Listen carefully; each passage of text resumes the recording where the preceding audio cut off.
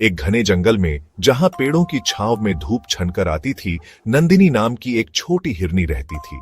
उसकी आंखें बिल्कुल पिघली हुई चॉकलेट जैसी थीं, जो उसकी मासूमियत को दिखाती थीं।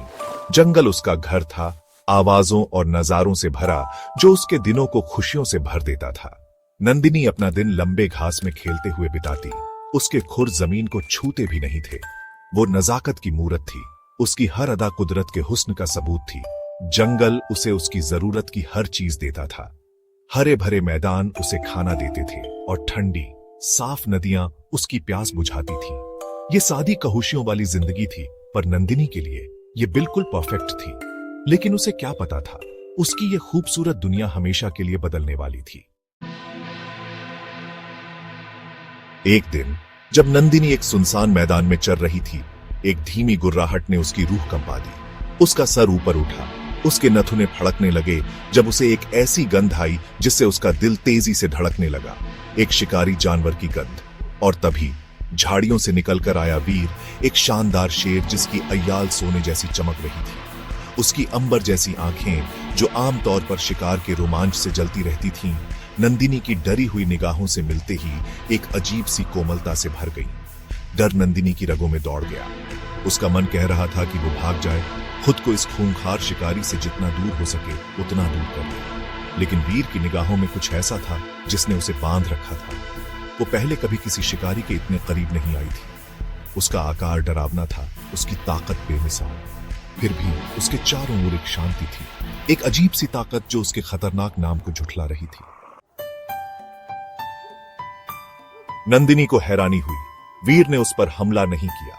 वो वहीं खड़ा रहा, उसकी निगाहें स्थिर, उसका व्यवहार शांत। फिर वो बोला। उसकी आवाज एक धीमी गड़गड़ाहट की तरह थी जो पूरे मैदान में गूंज उठी। डरो मत छोटी बच्ची, उसने कहा। उसकी आवाज हैरानी से कोमल थी। मैं तुम्हें कुछ नहीं करूंगा।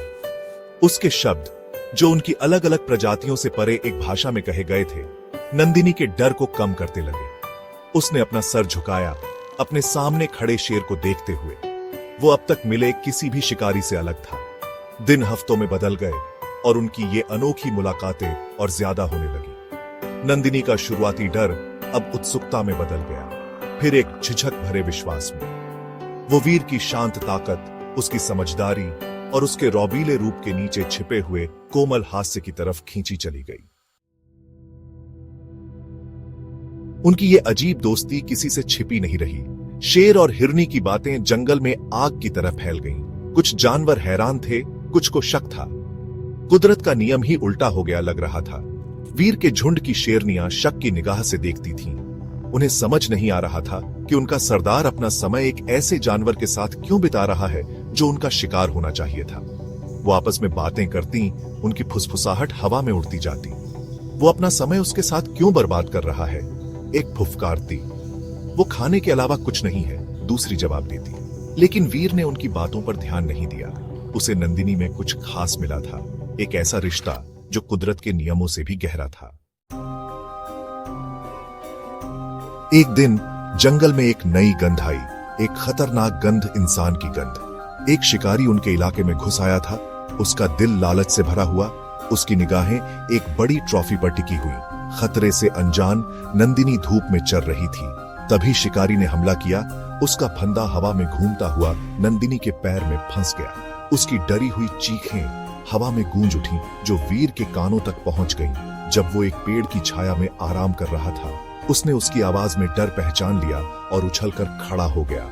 उसका दिल एक बुरे एहसास से धड़क रहा था। वीर नंदिनी की चीखों की तरफ भागा। उसकी ताकतवर मांसपेशियां बिना किसी मेहनत के काम कर रही थीं। उसकी सारी इंद्रियां चौकन्नी थीं। वो मैदान में पहुंचा। उसके सबसे बुरे डर सच हो गए। जब उसने नंदिनी को शिकारी के फंदे में फंसा हुआ देखा, उसकी आंखें दहशत से फैली हुई थीं। शिकारी शेर को अचानक देखकर डर के मारे पीछे हट गया। वो अपनी बंदूक ढूंढने लगा, लेकिन इससे पहले कि वो निशाना लगा पाता, वीर उस पर टूट पड़ा। शेर दहाड़ा। उसकी आवाज गुस्से और रक्षा की भावना से भरी हुई थी।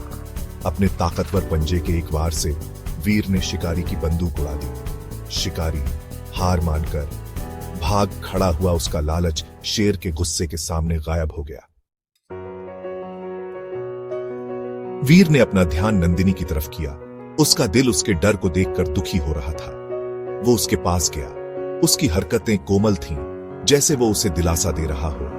सावधानी से उसने अपने दांतों से फंदा खोला, उसके फंसे हुए पैर को आजाद किया। जैसे ही नंदिनी उठी, उसने वीर को कृतज्ञता और कुछ और गहरे भाव से देखा, कुछ ऐसा जिससे उसका दिल उछल पड़ा। उस पल उसे एहसास हुआ कि वो वीर के लिए सिर्फ दोस्ती नहीं, बल्कि प्यार महसूस करती है, शुद्ध और बिना किसी शर्त के। वीर ने उसकी निगाहों को महसूस किया। उसकी अपनी आंखें एक ऐसे एहसास से भर गईं जो उसने पहले कभी महसूस नहीं किया था। शिकारी, खतरा, उनकी प्रजाति की अस्वीकृति कुछ भी मायने नहीं रखता था, बस नंदिनी मायने रखती थी। वीर की निस्वार्थता की खबर जंगल में फैल गई। सारी फुसफुसाहटें और शक खत्म हो गए। जानवरों ने इतना अनोखा रिश्ता देखकर समझ लिया कि प्यार सचमुच सब जीत सकता है। वीर के झुंड की शेरनियों ने नंदिनी के प्रति उसकी अटूट भक्ति देखकर उनके इस अनोखे रिश्ते को स्वीकार कर लिया। उन्होंने महसूस किया कि नंदिनी कोई खतरा नहीं है और उनका सरदार महान प्यार और करुणा करने में सक्षम है। जैसे ही हर दिन सूरज उगता, आसमान को सोने और लाल रंग से रंगता, वीर और नंदिनी साथ मिलकर सुबह का स्वागत करते। उनका प्यार जंगल में उम्मीद की किरण बन गया। और इस तरह शेर और हिरनी, दो अलग दुनिया के जीव, एक दूसरे की बाहों में प्यार और स्वीकृति पा गए। उनकी कहानी एक किंवदंती बन गई, पीढ़ी दर पीढ़ी सुनाई जाती रही, प्यार की असीम शक्ति का प्रमाण। क्योंकि अंत में प्यार ही है जो हम सबको जोड़ता है। हमारे मतभेदों के बावजूद हमें याद दिलाता है कि सबसे कठोर वातावरण में भी सबसे खूबसूरत और अप्रत्याशित रिश्ते खिल सकते हैं। और यही, मेरे प्यारे श्रोता, जंगल का असली जादू है।